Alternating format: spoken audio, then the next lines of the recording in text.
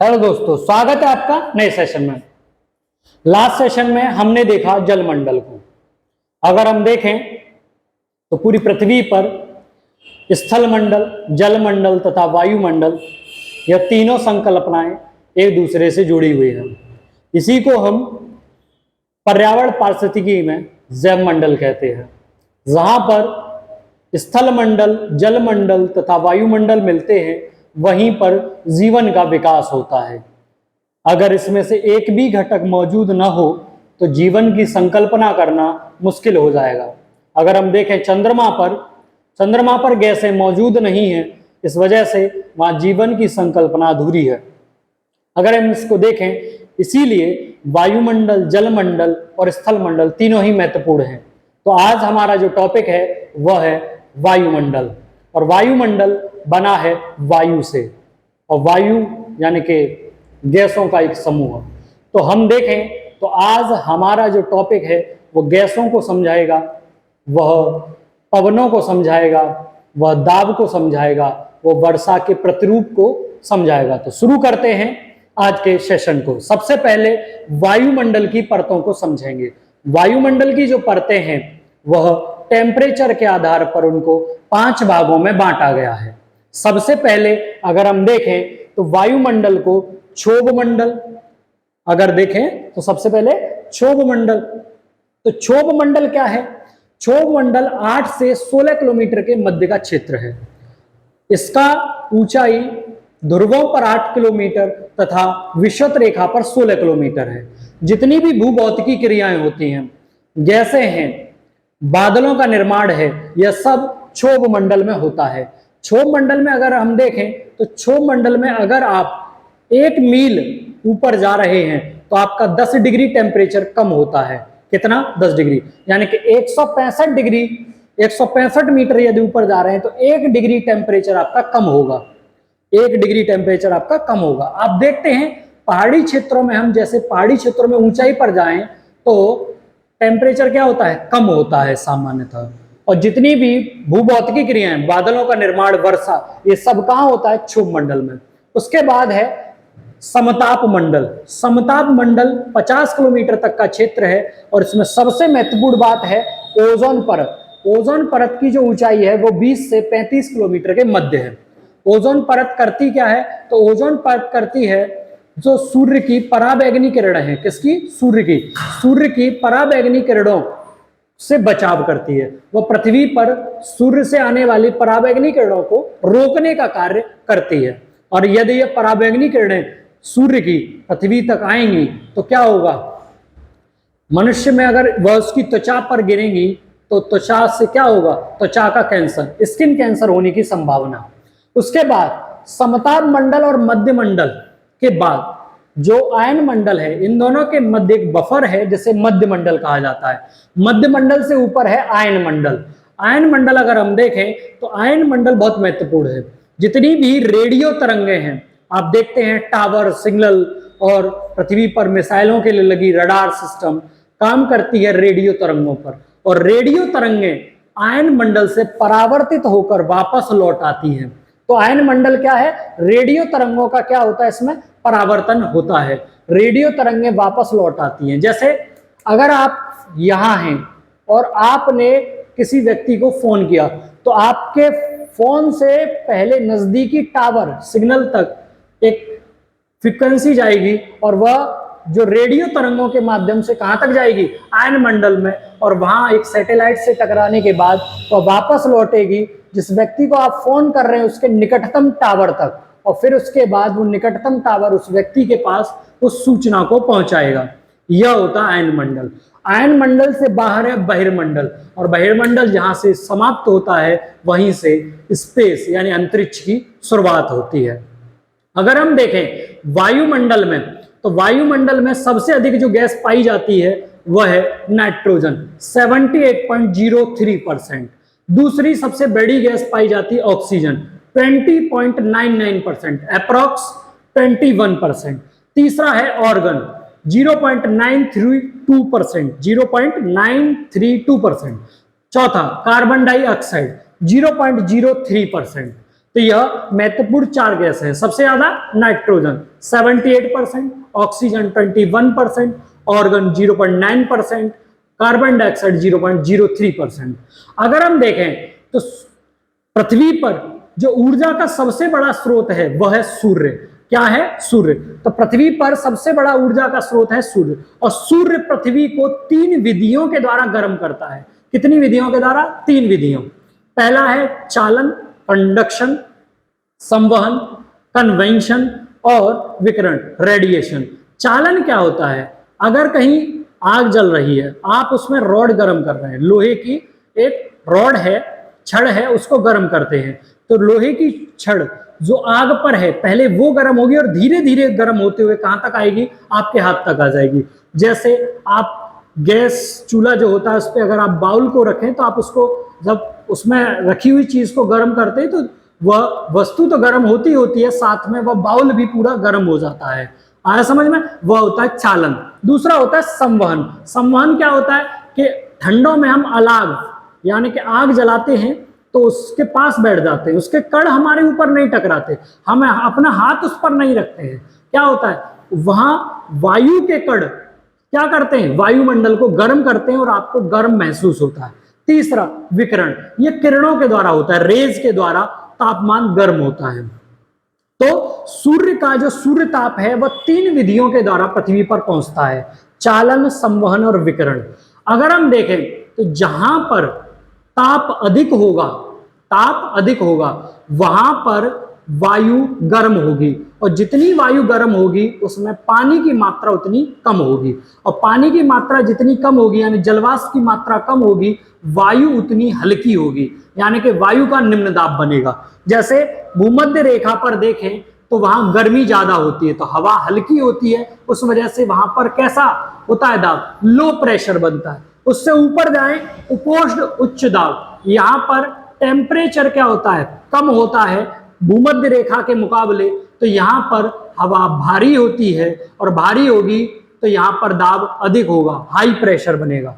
उससे ऊपर जाएं तो यहां पर ध्रुवीय क्षेत्र के मुकाबले टेम्परेचर अधिक होता है, तो यहां पर टेम्परेचर अधिक होगा तो वायु हल्की होगी और न्यू दाब बनेगा। उसके बाद ध्रुवीय उच्च दाब, ध्रुवों पर ठंड बहुत होती है, टेम्परेचर बहुत क्या होता है? टेम्परेचर बहुत कम होता है, तो यहां पर उच्च दाब बनेगा, और हवाएं सदैव उच्च दाब से निम्न दाब की ओर चलती है। उच्च दाब से निम्न दाब, समझे? हाई प्रेशर से लो प्रेशर की ओर। तो यहां पर हाई प्रेशर है और यहां पर लो प्रेशर है, तो उपोष्ण उच्च दाब से हवाएं कहां चलेंगी? भूमध्य रेखा की तरफ, और भूमध्य रेखा की तरफ चलेंगी तो इन पवनों को क्या कहते हैं? व्यापारिक पवने। उपोष्ण उच्च दाब से उपध्रुवी की तरफ चलेंगे, इन पवनों को क्या कहेंगे? पछुआ पवने। क्या कहेंगे? पछुआ पवने। उसके बाद ध्रुवीय से उपध्रुवीय तक जो पवने चलती है उसे क्या कहते हैं? ध्रुवीय पवने। और ऐसा ही दक्षिणी गोलार्ध में भी होता है, जैसा उत्तरी गोलार्ध में होता है वैसा ही दक्षिणी गोलार्ध में। तो व्यापारिक पवने क्या है? उपोष्ण उच्च दाब से भूमध्य रेखा की ओर चलने वाली पवने, और यह पवने व्यापार के लिए सहायक होते हैं, इसीलिए इन्हें क्या कहते हैं? व्यापारिक पवने। पछुआ पवने 60 डिग्री से 35 डिग्री के मध्य जो हवाएं चलती हैं उन्हें क्या कहते हैं? पछुआ पवने। इन्हीं में चीखता, साठा, है ना, गरम, पचासा, ऐसे शब्द भी इनके लिए प्रयोग करे जाते हैं, क्योंकि ये हवाएं गर्म होती हैं और बड़ा क्या करती हैं? यह व्यक्ति को परेशान करती हैं, पछुआ पवने। अब हम देखेंगे यह जो हवाएं हैं चलती किस कारण है? तो पृथ्वी के घूर्णन के कारण। पृथ्वी का जो रोटेशन होता है अपने अक्ष पर, घूर्णन गति हमने पढ़ रखी है, घूर्णन के कारण एक बल उत्पन्न होता है, उसे क्या बोलते हैं? कोरियोलस फोर्स। क्या बोलते हैं? कोरियोलस फोर्स। तो कोरियोलस बल के कारण पृथ्वी पर हवाएं चलती हैं और अपनी दिशा तय करती है। पृथ्वी पर अगर देखें उत्तरी गोलार्ध नॉर्दर्न हेमिस्फीयर में हवाएं दाहिनी ओर और साउदर्न हेमिस्फीयर में हवाएं बाईं ओर चलती हैं, लेफ्ट हैंड पर। समझ में आया? अच्छा, कुछ पवने, जो ये पवने हैं ये तो ओवरऑल हैं, इस अक्ष से उस अक्ष तक। अगर हम देखें यह अक्षांशीय पवने हैं, किंतु कुछ पवने केवल क्षेत्र विशेष में और मौसमों पर चलती है, तो इनको क्या कहते हैं? सामयिक पवने, सीजनल विंड्स। और क्षेत्र विशेष की पवने क्षेत्रीय पवने कहते हैं। सबसे पहले देखें मानसून पवने। हमारे भारत में जून के माह में मानसून आता है केरल से, उसके साथ जो हवाएं चलती हैं उन्हें क्या कहते हैं, मानसून पवनें। कहाँ चलती हैं, भारत और पाकिस्तान में। फिर चिनूक, चिनूक अगर देखें तो कहाँ चलती है, अमेरिका में। चिनूक नाम से एक अमेरिका ने हेलीकॉप्टर भी बनाया और भारत ने उसको परचेज भी किया, खरीदा है। तो चिनूक कहाँ चलती है, अमेरिका में। लू, लू कहाँ चलती है, तो यह क्षेत्रीय पवनें है और गर्मियों के माह में भारत में ही चलती है, थार रेगिस्तान की तरफ। तो लू कहाँ चलती है, थार और उत्तरी भारत में, थार रेगिस्तान। थार रेगिस्तान का कुछ हिस्सा पाकिस्तान में भी है। कहां पर है, पाकिस्तान में। सिरोको, सिरोको कहां चलती है, दुनिया के सबसे बड़े मरुस्थल, दुनिया का सबसे बड़ा डेजर्ट कौन सा है, सहारा मरुस्थल, अफ्रीका में। नॉर्वेस्टर कहां चलती है, न्यूजीलैंड में। हबूब, हबूब कहां चलती है, अफ्रीका के सूडान देश में। हरमट्टन कहां चलती है, अफ्रीका महाद्वीप में। मिस्टल, मिस्टल कहां चलती है, यूरोप में, और यूरोप के फ्रांस में। विली विली, विली विली एक तूफान भी है और एक हवा का रूप भी है। तो विली विली कहां है, ऑस्ट्रेलिया। ब्लिजार्ड, ब्लिजार्ड चलती है दुनिया के सबसे बड़े दूसरे देश में, कनाडा। तो ब्लिजार्ड कहां चलती है, कनाडा। दुनिया का सबसे बड़ा देश है रूस और दूसरा बड़ा देश है क्षेत्रफल में कनाडा। तो ब्लिजार्ड कहां चलती है, कनाडा में। अब हम देखेंगे आर्द्रता को। आर्द्रता हमने समझ ली, आर्द्रता होती क्या है। आर्द्रता होती है वायु में नमी, सिंपल भाषा में नमी। नमी मतलब वायु में पानी कितना है, जलवाष्प कितनी है, H2O। तो आर्द्रता क्या होती है, वायु में जलवाष्प धारण करने की क्षमता को आर्द्रता कहते हैं। आर्द्रता भी कई अन्य रूपों में होती है और इसी आर्द्रता के कारण आर्द्रता बनती कैसे है, तो आर्द्रता बनती है वाष्पीकरण के द्वारा, वेपराइजेशन के द्वारा। हम देखते हैं जो पानी के तालाब हैं, जब उन पर सूर्य का ताप पड़ेगा तो पानी गर्म होगा और पानी भाप बनकर कहाँ आएगा, वायु में। जब वो पानी भाप बनकर वायु में आता है तो वह कहलाती है आर्द्रता। और यही जो आर्द्रता है जब जाके गट्टी हो जाती है तो बादलों का निर्माण करती है। तो बादलों का जो निर्माण होता है वो किस प्रक्रिया के द्वारा होता है, संघनन, संघनन, कंडेंसेशन। तो बादलों का निर्माण संघनन प्रक्रिया के द्वारा होता है। हमने देखा है मानसूनी वर्षा हमारे यहाँ जून में आती है, एक हवाओं के द्वारा। किस हवाओं के द्वारा, दक्षिण पश्चिम मानसूनी पवनों के द्वारा। दक्षिण पश्चिम मानसूनी पवनों के द्वारा क्या आती है, मानसूनी वर्षा होती है। किंतु कुछ वर्षा क्षेत्र विशेष में होती है। जैसे आप समझे अप्रैल का माह चल रहा है, अभी अगर कोई वर्षा होती है तो यह मानसूनी पवन नहीं होगी, किंतु क्या होगा, एक क्षेत्र विशेष में होगी। यहां होगी 5 किलोमीटर दूर नहीं होगी। तो संवहनी वर्षा क्या होती है, विषुवत रेखीय प्रदेशों में होती है। इसके लिए 24 डिग्री सेंटीग्रेड से अधिक टेम्परेचर चाहिए, 24 से अधिक तापमान। दूसरा 75 से 80% से ज्यादा आर्द्रता होनी चाहिए, जलवाष्प, और हवाओं की स्पीड थोड़ा कम होनी चाहिए। और हवाओं की स्पीड कम होगी और यह कंडीशंस बनेंगी, अगर वर्षा होती है तो ऐसी वर्षा को क्या कहेंगे, संवहनी वर्षा, कन्वेंशनल रेनफॉल। तो कन्वेंशनल रेनफॉल की कंडीशन क्या है, 24 डिग्री टेम्परेचर से अधिक होना चाहिए, 75 से 80% आर्द्रता होनी चाहिए और हवाओं की स्पीड कम होनी चाहिए। ऐसी वर्षा को संवहनी वर्षा कहते हैं। दूसरा, पर्वतीय क्षेत्रों में होने वाली वर्षा पर्वतीय वर्षा होती है। हम जानते हैं अगर हिमालय न हो तो भारत में वर्षा का प्रतिरूप ऐसा नहीं होगा जैसा देखने को मिलता है। होता क्या है, बादलों का निर्माण होता है और हिमालय उन बादलों को एक जगह स्थिर कर देता है। आपने देखा होगा मेघालय के शिलांग पठार पर बादल रुक जाते हैं और एक जगह अधिक वर्षा करते हैं। इसीलिए मेघालय में आप देखते हैं मासिरनाम दुनिया का सबसे अधिक वर्षा वाला स्थान है। दूसरा, चेरापूंजी भी वहां है जो कुछ समय पहले तक सबसे अधिक वर्षा वाला स्थान था दुनिया में। अभी कौन सा है, मासिरनाम। तो ऐसी जो पर्वतों पर वर्षा होती है इसे क्या कहते हैं, पर्वतीय वर्षा है। होता क्या है, गर्म हवा ऊपर की ओर उठती है और निर्माण करती है बादलों का, और यह निर्माण जो बादलों का होता है वो पर्वत उसे एक जगह स्थिर कर देते हैं, रोक देते हैं और एक जगह वर्षा होती है। इसे क्या कहते हैं, पर्वतीय वर्षा। अगर हम देखें तो ये जो हवाएं हैं जब गर्म होती हैं तो लो प्रेशर क्रिएट करती हैं और जब ठंडी होती हैं तो भारी होती हैं, हाई प्रेशर क्रिएट करती हैं। तो चक्रवात, साइक्लोन निम्न वायु दाब का तंत्र होता है। कैसा तंत्र होता है, निम्न वायु दाब का तंत्र, यानी कि लो प्रेशर क्रिएट करता है। निम्न वायु दाब का अगर हम तंत्र देखें तो लो प्रेशर क्रिएट करेगा, गर्म हवा नीचे रहेगी और ठंडी हवा ऊपर रहेगी।